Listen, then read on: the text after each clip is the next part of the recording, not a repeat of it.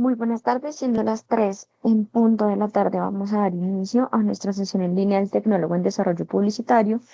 El día de hoy vamos a desarrollar nuestra cuarta sesión en línea del área transversal de cultura empresarial y emprendedora de la fase Planeación Actividad de Proyecto 2, estructurar plan de comunicación publicitaria de acuerdo con necesidades de la organización.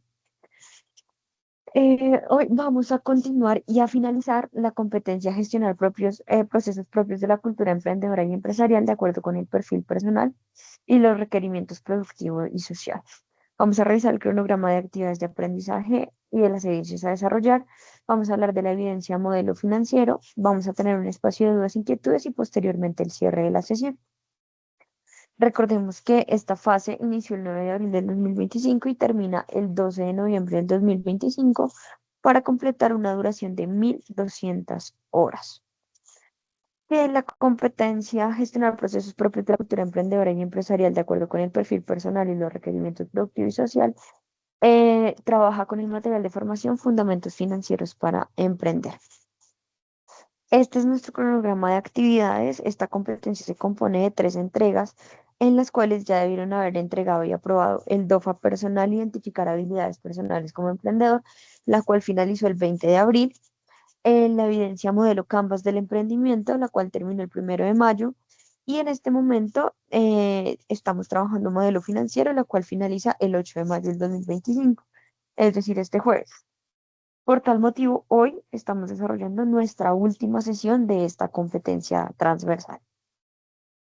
Entonces, ya para entrar en materia, debemos hablar de que las empresas viven en el presente, pero siempre con la mirada puesta en el futuro. Esto nos da la ventaja de poder adecuar nuestro plan de acción ajustándola a las variadas tendencias que podemos reconocer en el mercado, con el objetivo de lograr una permanencia en el ejercicio de nuestra actividad comercial.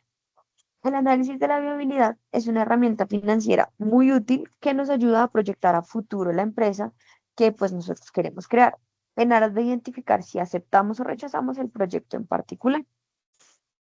Para esto vamos a manejar nuestro presupuesto de costos. Cuando iniciamos una empresa, dentro del normal funcionamiento, esta debe percibir unos ingresos y así también debe producir unos egresos. Por lo tanto, es importante estructurar los costos y aquí vamos a conocer unos costos específicos. Estos costos son, pues el primero, los costos de producción, listo, ya que en el proceso de producción de un bien, la empresa va a incurrir en unos gastos que se denominan costos de producción o costos de operación, y estos son necesarios para mantener el proyecto. Dentro de estos costos podemos encontrar los costos y gastos de fabricación, donde se encuentran todos los elementos que hacen parte del proceso de producción, como pueden ser la materia prima o los materiales, bien sean directos o indirectos, la mano de obra también directa o indirecta, la depreciación de los equipos, los servicios públicos y todo lo que tiene que ver con el proceso de producción de un bien.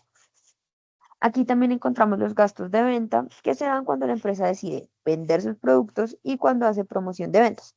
Por ejemplo, los salarios y las comisiones del personal y de los ejecutivos de venta, la publicidad, la propaganda, la entrega de mercancía, el transporte, gastos de viaje, etcétera. También tenemos los gastos de administración. Son en los que incurre la empresa para realizar la actividad administrativa. Estos no están directamente ligados al proceso productivo.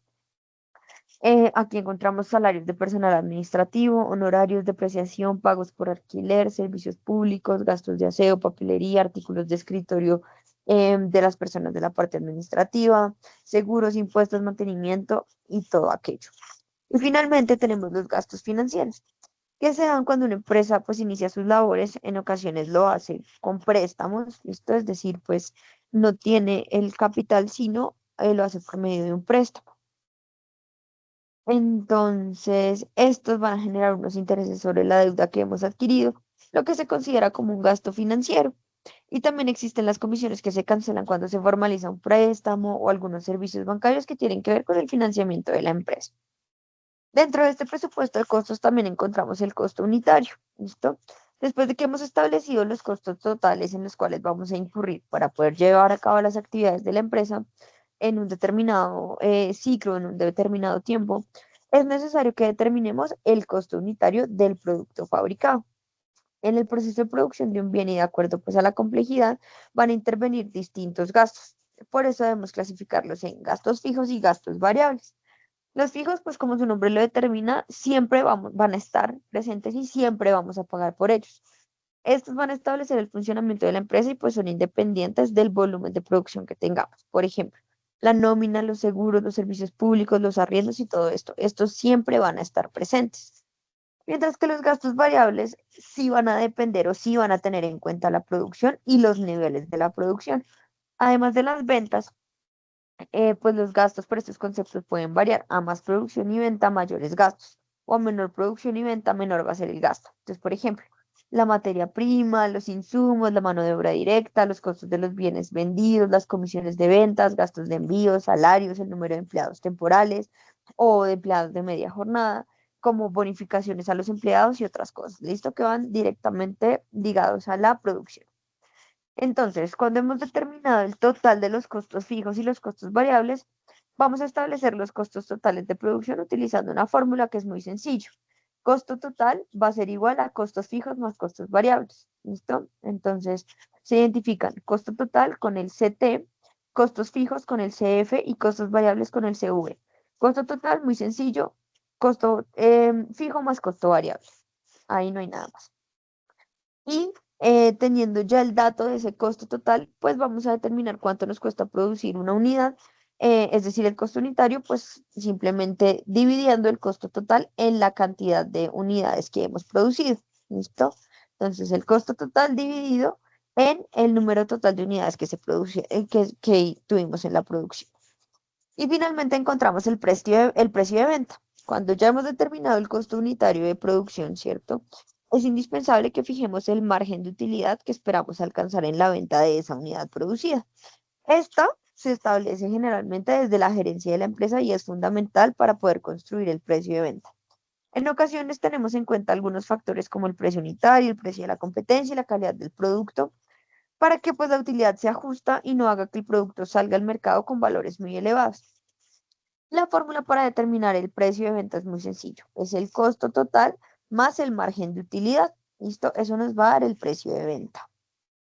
Recuerden, el precio el margen de utilidad pues lo determina por lo general la gerencia de la empresa.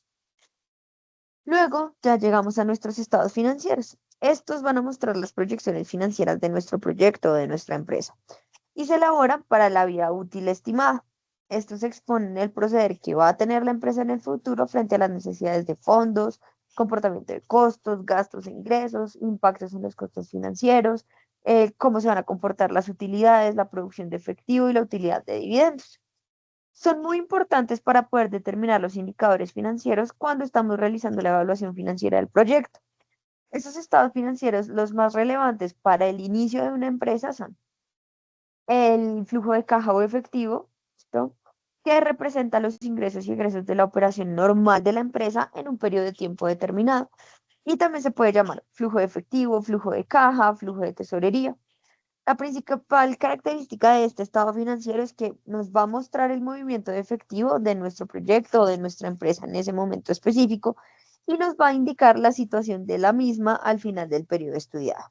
Nos va a proveer información de asuntos relacionados con el efectivo, como lo son la capacidad de la firma o de la empresa para atender obligaciones de efectivo a corto y a largo plazo, la necesidad de financiación externa y uso de la deuda en un largo plazo, el análisis de propuestos de crédito, la valoración de la empresa futura o del proyecto, habilidad del proyecto para generar el efectivo necesario para la operación.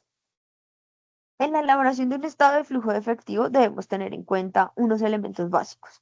El saldo inicial de efectivo, las entradas de efectivo durante el periodo a evaluar, las salidas de efectivo durante este mismo periodo, el flujo neto del periodo, que pues va a ser el resultado de la diferencia entre las entradas y las salidas de efectivo durante ese periodo.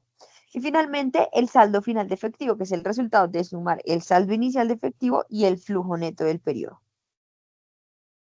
Y el siguiente estado financiero, digamos que más importante, es el balance inicial. Este se refiere al estado financiero de una empresa al comienzo en un periodo de tiempo específico. Este balance incluye todos los activos, pasivos y capital que en ese momento en particular tenemos antes de realizar cualquier transacción o cualquier actividad durante ese periodo. Es fundamental para realizar análisis financieros, planificación y toma de decisiones. Este es esencial para planificar, digamos que todo el tema financiero, ya que va a proporcionar una base para proyecciones futuras y para las metas.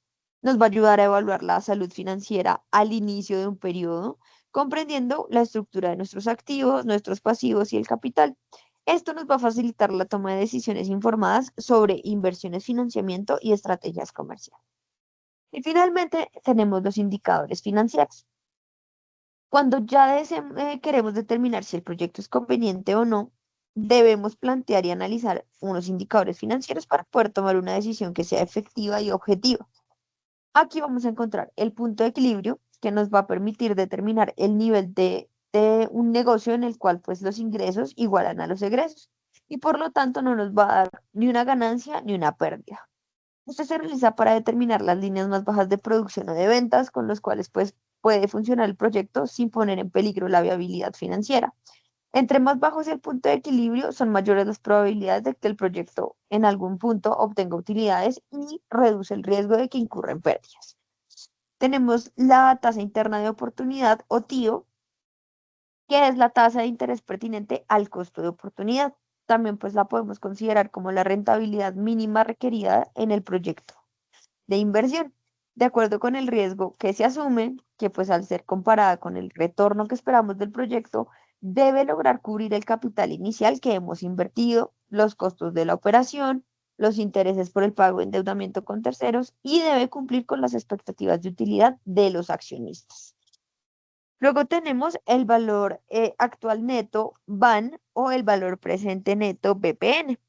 Estos se pueden definir como el valor obtenido actualizado separadamente para cada año, extrayendo la diferencia entre todas las entradas y salidas de efectivo que se dan durante la vida del proyecto a una tasa de interés fija predeterminada.